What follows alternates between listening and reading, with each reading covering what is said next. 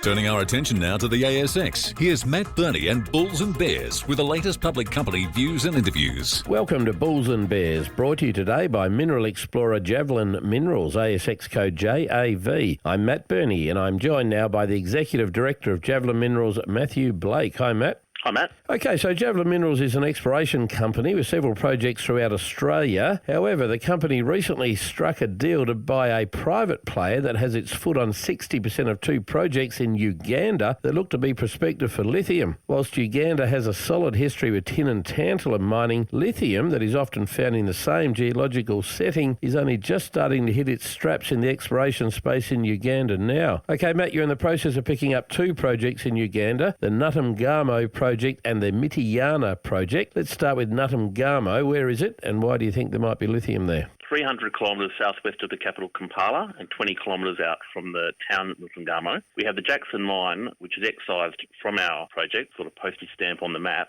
Tailings taken from that project on our project come in at 0.16 to 7.68% lithium oxide. That lithium has been interpreted, or the pegmatites have been interpreted to trend across our ground. Okay, and what about the Mitiyana project? Where is that one and what's to like about it from a lithium perspective? Mitiyana is about 1.5 hour drive west from the main capital Kampala. It also has an excise mine which has sampled 8.13% lithium oxide, which again is interpreted these pegmatites going into our ground. And are those samples on your ground or they came from the old mine tailings, do they? They came from the old mine tailings. Okay, well, I guess they give you an idea of what might be sub-ground up that way, right? That's what the plan is, yes. Okay, now I understand mining entrepreneur Klaus Eckhoff is one of the vendors and he will remain as the chairman of your technical committee. What are some of his past successes? I think he's pretty good in Africa, right? Klaus had great success in Africa. He is chairman of AVZ, which generally considered to have the largest hard rock lithium deposit in the world. That's in the Democratic Republic of Congo, which is next door to Uganda. Also next door in the DRC,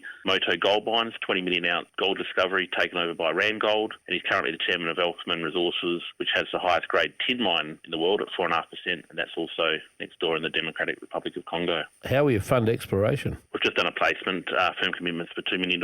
Okay, now Uganda, tell me, what's the general view of Uganda like as a place to do business these days? Very good. English speaking, Commonwealth country. I went there, Matt, and it felt a bit like being here. There was no problems at all. Matthew Blake from Javelin Minerals. Thanks for joining me on Bulls and Bears. And remember, we're only here to give you information, not advice, which you should, of course, seek independently. I'm Matt Birney, and this is Bulls and Bears. For more public company interviews, go to the Money page on the 6PR, 2GB, 3AW and 4BC websites and click the Public Companies tab.